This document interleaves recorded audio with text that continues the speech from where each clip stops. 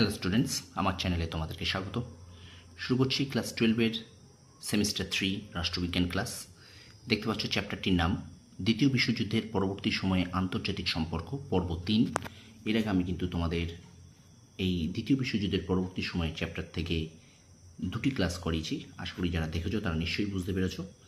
তোমরা মনে রাখবে তোমাদের 40 নম্বরের এমসিকিউ আছে ক্লাস 11-এর ফার্স্ট সেমিস্টারের মতো, ক্লাস 12-এর থার্ড সেমিস্টারেও রাষ্ট্রবিজ্ঞানের 40-40 এমসিকিউ যাতে তোমরা পাও, সেই জন্যই কিন্তু আমার এই ক্লাস। আর আশা করি তোমরা অবশ্যই আমার প্রত্যেকটা প্রশ্ন যদি তোমরা ভালো করে পড়ে যাও, আশা করি তোমরা পরীক্ষায় উপকৃত হবে।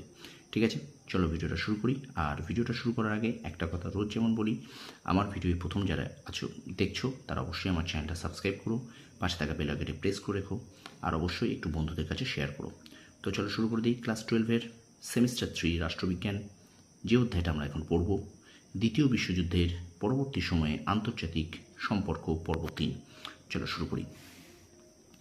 বলছে তার প্রথম প্রশ্ন, পিয়ারসেন কোন দেশের প্রধানমন্ত্রী ছিলেন? কানাডা। উত্তর কানাডা। প্রত্যেকটা প্রশ্ন তোমাদের কিন্তু এমসিকিউ আকারে আসবে। আমি কিন্তু তোমাদের এমসিকিউ আকারে করাচ্ছি না, এমসিকিউ আকারে করাবো। আগে এইভাবে প্রশ্ন আকারে একটু করিয়ে দিই। ঠিক আছে, প্রশ্ন আকারে তোমরা যত পড়ে রাখবে বা তোমরা ওয়ান লাইনার পাঞ্চ যত পড়বে তোমরা কিন্তু তত তোমাদের উপকার দেবে। ঠিক আছে, তারপরে দেখো, গামাল আবদেল নাসের কোন দেশের রাষ্ট্রপতি ছিলেন? উত্তর হবে মিশর। পরের প্রশ্ন দেখো, দেতাত কি ধরনের শব্দ? উত্তর ফার্সি। পরের প্রশ্ন, সেন্ট্রাল ইন্টেলিজেন্স এজেন্সি হবে সিআইএ। ঠিক আছে, এখানে এজেন্সি লেখাটা আমি AGENCY agency. Central intelligence agency CIA কোন দেশের গোয়েন্দা সংস্থা? উত্তর হবে কিন্তু মার্কিন যুক্তরাষ্ট্র। কেনেডি কোন দেশের রাষ্ট্রপতি ছিলেন? উত্তর হবে মার্কিন রাষ্ট্রপতি, অর্থাৎ মার্কিন যুক্তরাষ্ট্রের। 6 নম্বর প্রশ্ন দেখো, রিচার্ড নিক্সন কোন দেশের রাষ্ট্রপতি ছিলেন? উত্তর হবে কিন্তু মার্কিন যুক্তরাষ্ট্র। 7 নম্বর প্রশ্ন, বান্দুং সম্মেলন কোন দেশে অনুষ্ঠিত হয়েছিল? ভীষণ গুরুত্বপূর্ণ একটি প্রশ্ন, প্রত্যেকটাই গুরুত্বপূর্ণ, কিন্তু এটি যেন একটি আরও বেশি গুরুত্বপূর্ণ প্রশ্ন তোমাদের। ঠিক আছে, বান্দুং সম্মেলন কোন দেশে অনুষ্ঠিত হয়েছিল? উত্তর হবে কিন্তু ইন্দোনেশিয়ায়। পরের প্রশ্ন দেখো, বান্দুং সম্মেলনে কটি নীতি অনুসরণ ও কার্যকর করার প্রস্তাব গৃহীত হয়? বা প্রশ্ন এইভাবে আসতে হবে যে বান্দুং সম্মেলনে কটি নীতি গৃহীত হয়? উত্তর কিন্তু হবে 10টি। 9 নম্বর প্রশ্ন, বান্দুং সম্মেলনে কটি রাষ্ট্র যোগদান করেছিল? উত্তর 29টি। প্রত্যেকটা প্রশ্ন কিন্তু ভীষণ খুঁটিয়ে করা, তোমাদের টেক্সট বইটাকে সুন্দরভাবে খুঁটিয়ে কিন্তু আমি প্রশ্নগুলো রেখেছি। অবশ্যই মন দিয়ে পড়বে, মন দিয়ে দেখবে। ঠিক আছে, খাতায় এগুলো নোট করে নাও। তারপর দেখো, জোট নিরপেক্ষ আন্দোলনের প্রথম সম্মেলন কোথায় অনুষ্ঠিত হয়? এটি আরেকটি খুব গুরুত্বপূর্ণ প্রশ্ন। জোট নিরপেক্ষ আন্দোলনের প্রথম সম্মেলন কোথায় অনুষ্ঠিত হয়? উত্তর হবে যুগোস্লোভিয়ার বেলগ্রেড। যদি তোমাদের শহর থাকে তাহলে উত্তর বেলগ্রেড, যদি কোন দেশ চায় তাহলে কিন্তু যুগোস্লোভিয়ার। যে কোনো দেশ থাকলে যুগোস্লোভিয়া থাকবে, কোনো শহরের নাম থাকলে তাহলে কিন্তু বেলগ্রেড থাকবে। এটা কিন্তু মাথায় রেখো। তাহলে জোট নিরপেক্ষ আন্দোলনের প্রথম সম্মেলন হয় যুগোস্লোভিয়ার বেলগ্রেডে। 11 নম্বর প্রশ্ন, বার্লিন প্রাচীর নির্মাণ করেছিল কোন দেশ? উত্তর হয়ে যাবে Soviet union. Soviet union Berlin প্রাচীর নির্মাণ করেছিল।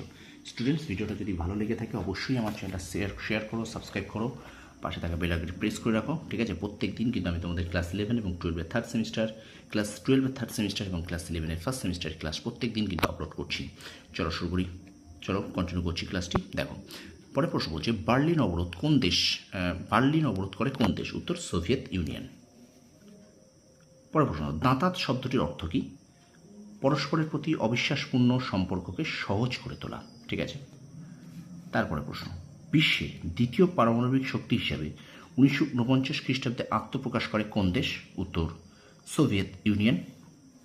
তারপর দেখো, হটলাইন স্থাপিত হয় কাদের মধ্যে? উত্তর মার্কিন যুক্তরাষ্ট্র ও সোভিয়েত ইউনিয়নের মধ্যে। এটাও একটি ভীষণ গুরুত্বপূর্ণ প্রশ্ন। তারপর দেখো, কাদের মধ্যে সল্ট ওয়ান স্বাক্ষরিত হয়েছিল? উত্তর হয়ে যাবে কিন্তু মার্কিন যুক্তরাষ্ট্র ও সোভিয়েত ইউনিয়নের মধ্যে। পরের প্রশ্ন, পেরেস্ত্রয়িকা শব্দের অর্থ কী? পেরেস্ত্রয়িকা শব্দের অর্থ কিন্তু পুনর্গঠন। পরের প্রশ্ন, পলিটিক্যাল ডিকশনারি গ্রন্থটির লেখককে? উত্তর হবে ওয়াল্টার ফ্রেমন্ট। স্টুডেন্টস, একটু বেশি করে শেয়ার করে দাও, ভীষণ গুরুত্বপূর্ণ ক্লাস হতে যাচ্ছে, একটু বেশি করে শেয়ার করো। আমার ভিডিওটা 5-6 মিনিট হলে কী হবে, আমি কিন্তু প্রত্যেকটা ভিডিওয়ে প্রায় 24টি 30টি 40টি করে প্রশ্ন দিচ্ছি। ঠিক আছে, তো সুতরাং অবশ্যই শেয়ার করো একটু বেশ করে। দ্বিমেরুবাদের যুগে পুঁজিবাদী শিবিরের নেতৃত্ব দিয়েছিল কোন দেশ? উত্তর মার্কিন যুক্তরাষ্ট্র। এক মেরুকরণের সূচনা হয় কখন? উত্তর সোভিয়েত ইউনিয়নের পতনের ফলে। তারপর দেখো, কোন বিশ্বের দেশগুলি জোট নিরপেক্ষ আন্দোলনের নেতৃত্ব দেয়? উত্তর হয়ে যাবে তৃতীয় বিশ্বের দেশগুলি। পরের প্রশ্ন দেখো, জোট নিরপেক্ষতা শব্দটি সর্বপ্রথম কে ব্যবহার করেন? উত্তর জওহরলাল নেহেরু। পরের প্রশ্ন দেখো, জোট নিরপেক্ষ মতাদর্শ কোন ভারতীয় নেতার মস্তিষ্ক প্রসূত? উত্তর জওহরলাল নেহেরু। এবং এখনকার মতো শেষ প্রশ্ন, পঞ্চশীল নীতি প্রথম কে ঘোষণা করেন? উত্তর হয়ে যাবে জওহরলাল নেহেরু। তো স্টুডেন্টস, এই 24টা প্রশ্ন তোমাদের সামনে এখন তুলে ধরলাম। চ্যাপ্টারটি দ্বিতীয় বিশ্বযুদ্ধের পরবর্তী সময়ে আন্তর্জাতিক সম্পর্ক পর্ব 3। এর আগে কিন্তু তোমরা যদি দেখো একটুখানি, আমি দ্বিতীয় বিশ্বযুদ্ধ পরবর্তী সময়ে আন্তর্জাতিক সম্পর্ক প্রথম যে পার্টটা ছিল, প্রথম পর্বে, সেখান থেকে কিন্তু আমি এগুলো একটু দেখতে থাকো তোমরা। আগের আমি ক্লাসগুলো যারা দেখোনি তারা অবশ্যই একটুখানি ফটাফট একটু ভিডিওটা পজ করে উত্তরগুলো লিখে নাও, ঠিক আছে? দেখো, আমি প্রথম পর্বে কিন্তু এই অধ্যায়টা থেকে কিন্তু 25টা প্রশ্ন তোমাদের করিয়েছি। 25খানা প্রশ্ন তোমরা দেখতে পাচ্ছ, 25টি প্রশ্ন। এবং তারপরে যখন দ্বিতীয় পর্ব করাই, দ্বিতীয় বিশ্বযুদ্ধের পরবর্তী সময়ে আন্তর্জাতিক সম্পর্ক তৃতীয় পর্ব যখন করে, তখনও কিন্তু আমি দেখতে পাচ্ছ, তখনও কিন্তু আমি তোমাদেরকে আরও 25টি প্রশ্ন করিয়েছি, ঠিক আছে? দেখো, প্রত্যেকটা প্রশ্ন তোমাদের কিন্তু সামনে তুলে ধরেছি, ভীষণ ভীষণ গুরুত্বপূর্ণ তোমাদের থার্ড সেমিস্টারের জন্য। এবং আজকে তোমাদের জন্য নিয়ে এসেছি 24টি প্রশ্ন, অর্থাৎ 25, 25, 50 আর 24, 74টি প্রশ্ন কিন্তু আমি এই চ্যাপ্টার থেকে অলরেডি করিয়ে দিয়েছি। মাত্র 6-7 মিনিটের ক্লাস, একটা ক্লাসে। আশা করি তোমরা যদি এখান থেকে, আমি আশা করি তোমরা অবশ্যই উপকৃত হবে। যদি তোমরা ভিডিওটা কেমন লাগছে, আমার ক্লাসগুলি কেমন লাগছে, অবশ্যই তোমরা একটু কমেন্ট বক্সে কমেন্ট করে জানাও। আমি তাতে তোমাদের জন্য আরও বেশি করে মোটিভেট হয়ে ভিডিও দেবো। প্রয়োজন পড়লে ক্লাস 12-এর কিন্তু আমি দিনে কিন্তু আরও একটি করে ক্লাস দিয়ে দেবো। তবে অবশ্যই তোমাদের কিন্তু আমি বলেছি 7ই এপ্রিল থেকে রুটিন অনুযায়ী তোমাদেরকে পড়াবো, সেই রুটিনটাও তোমাদের আমি শনিবার দিয়ে দেবো, ঠিক আছে? তো ভিডিওটা ভালো লাগলে অবশ্যই আমার চ্যানেলটা শেয়ার করবে, সাবস্ক্রাইব করবে, আর পাশে থেকে বেল আইকনটি প্রেস করে রাখবে। আর আমার চ্যানেলে যারা নতুন আছে অবশ্যই আমার চ্যানেলটা সাবস্ক্রাইব করে রাখবে। তোমরা সফল হও, তোমাদের সফল কামনা করি। ধন্যবাদ।